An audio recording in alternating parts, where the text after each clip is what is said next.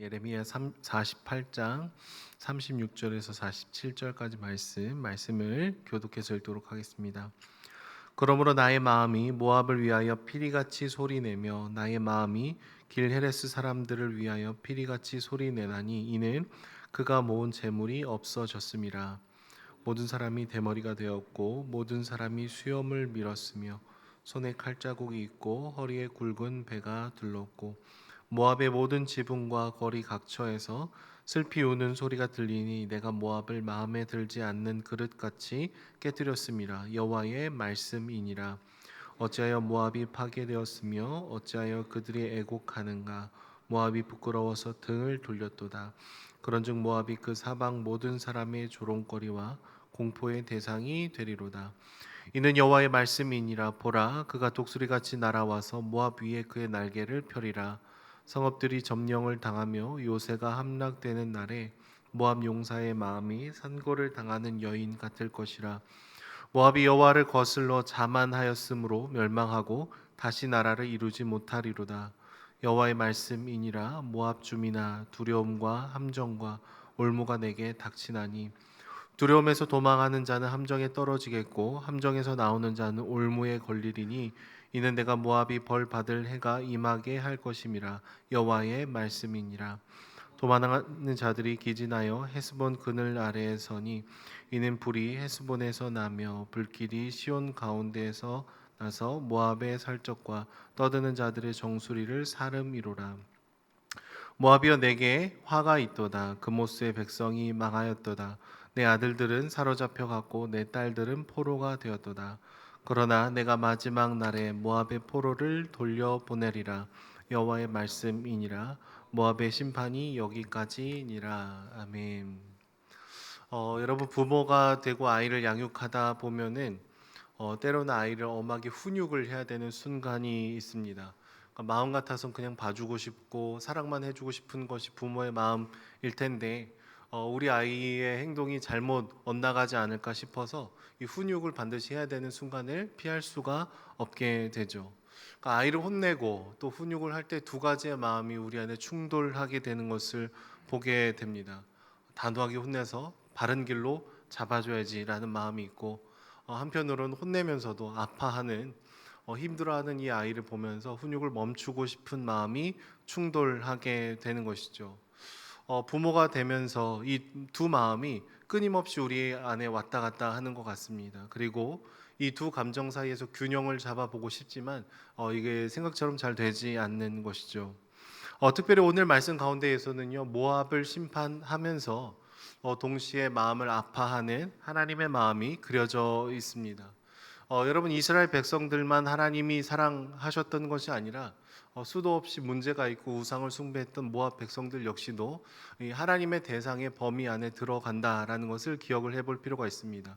특별히 36절 말씀에 보시면은 하나님께서는 나의 마음이 모압을 위하여 피리 소리를 낸다라고 얘기를 하십니다.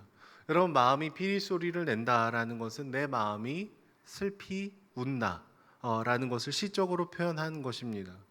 우리는 정말 힘들고 어려울 때 여러분 아무 말도 이어나가지 못하고 그냥 이렇게 신음소리만 주님 앞에 고백할 때가 있습니다. 여러분, 하나님은 모압이 당하는 이 심판을 보시면서 그렇게 울고 계시더라라는 거예요. 여러분, 하나님은요, 그가 악을 용납하실 수 없는 공의로운 분이시기 때문에 심판을 하실 수밖에 없지만 또 심판하면서 그것을 즐겨하는 분은 아니시죠.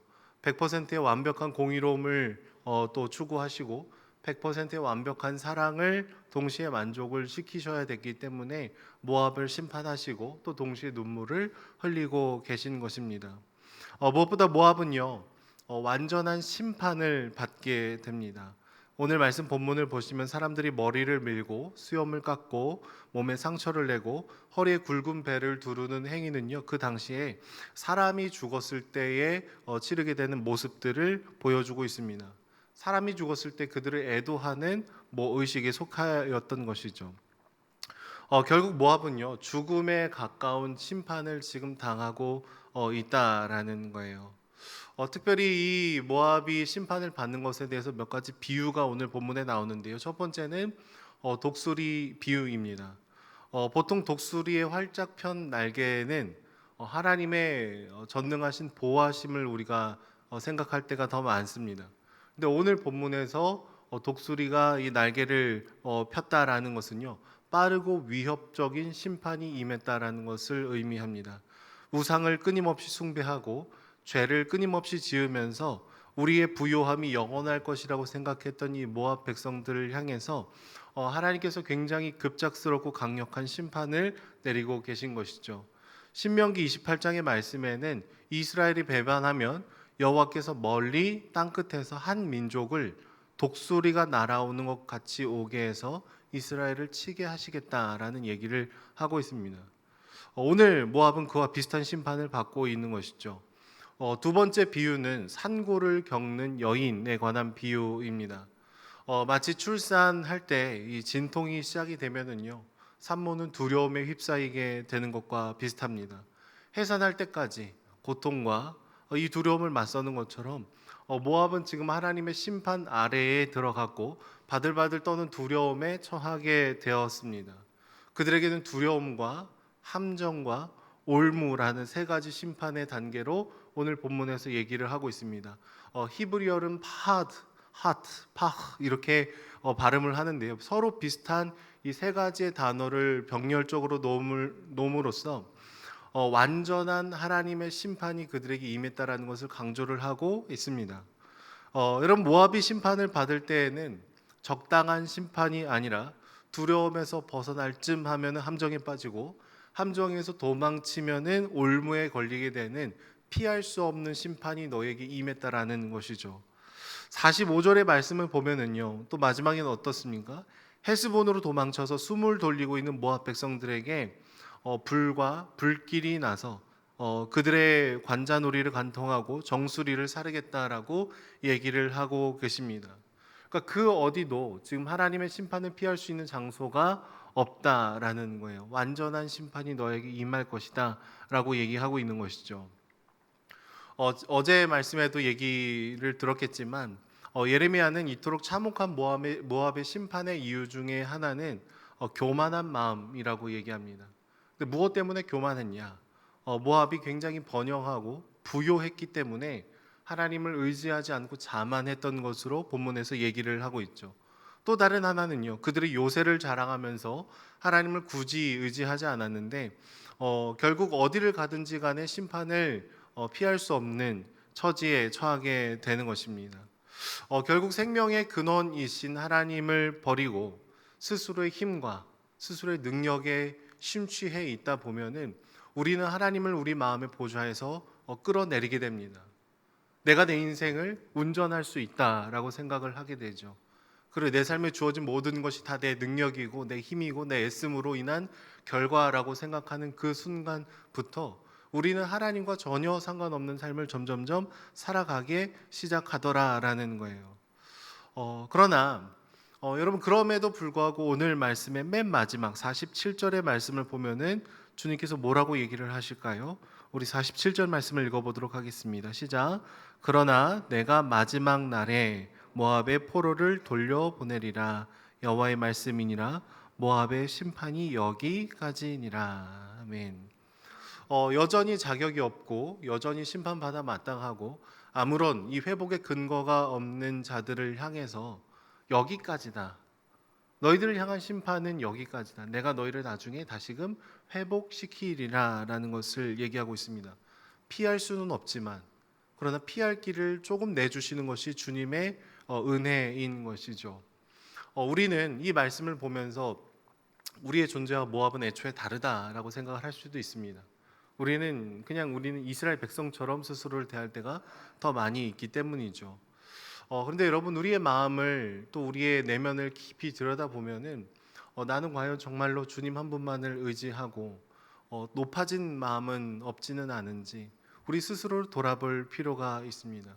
때로는 우리 삶에 주어져 있는 많은 것들로 인해서 감사하고 기뻐하면서 동시에 하나님을 굳이 의지하지 않아도 되는 것 같은 그런 느낌에 사로잡힐 때도 있죠. 내 힘과 내 능력과 나의 어떠함으로 이렇게 살아가려는 그 모습은 이 모압의 모습과 일치되는 부분들도 분명히 있다라는 거예요.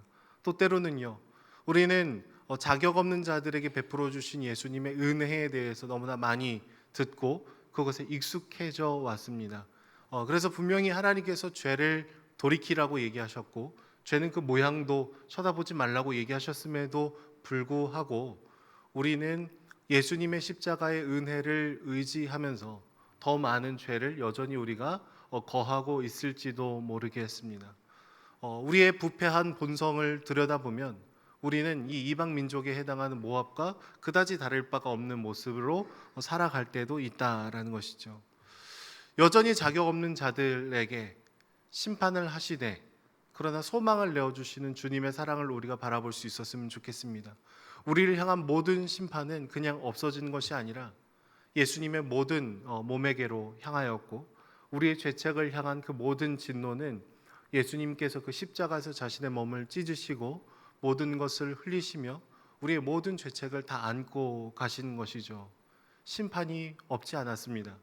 심판을 대신 받아주셨고 주님은 우리에게 공짜로 너희 죄가 없다라고 얘기한 적이 없으시고 스스로가 값을 다 치러내시며 너희 죄를 내가 다 감당했다라고 얘기해 주는 것이죠. 자격 없는 우리에게 다시금 길을 열어주시는 주님을 우리가 다시금 바라보는 이 새벽이 되기를 소망합니다. 그리고 그 은혜를 받은 자답게 주님의 그 은혜에 감사하고 기뻐하고 우리 삶이 혹시 여전히 우리의 연약함으로 인해서 무너져 내리는 지점이 있더라면 주님 나를 불쌍히 여겨주십시오. 주님 나를 긍휼히 여겨주십시오. 그리고 내 삶이 다시금 바른 길로 돌이키는 자 되게 해달라고 그렇게 주님을 의지하며 다시금 주님께로 더 가까이 가는 저와 여러분들이 되시기를 축복합니다. 기도하겠습니다. 사랑의 주님, 우리는 부패하고 또 심각한 죄를 짓는 모압과 같은 연약함이 우리에게 있습니다. 모든 죄책을 뒤집어 쓰시며 우리의 모든 연약함을 감내해 주신 예수님의 사랑을 다시금 바라봅니다. 신속한 심판이 임했던 모압과 다르게 우리를 지키시고 보호하신 당신의 사랑의 손길을 바라보며 더 큰 죄를 용납하는 것이 아니라 거룩하고 의로운 삶을 살아가기를 애쓰는 저희들이 될 수 있도록 하나님 함께하여 주시옵소서. 하나님을 더 깊이 사랑해서 죄로부터 돌이키고 주님 한 분을 사랑하는 저희들이 될 수 있도록 날마다 우리와 동행하여 주시옵소서. 감사드리며 예수님의 이름으로 기도드립니다. 아멘.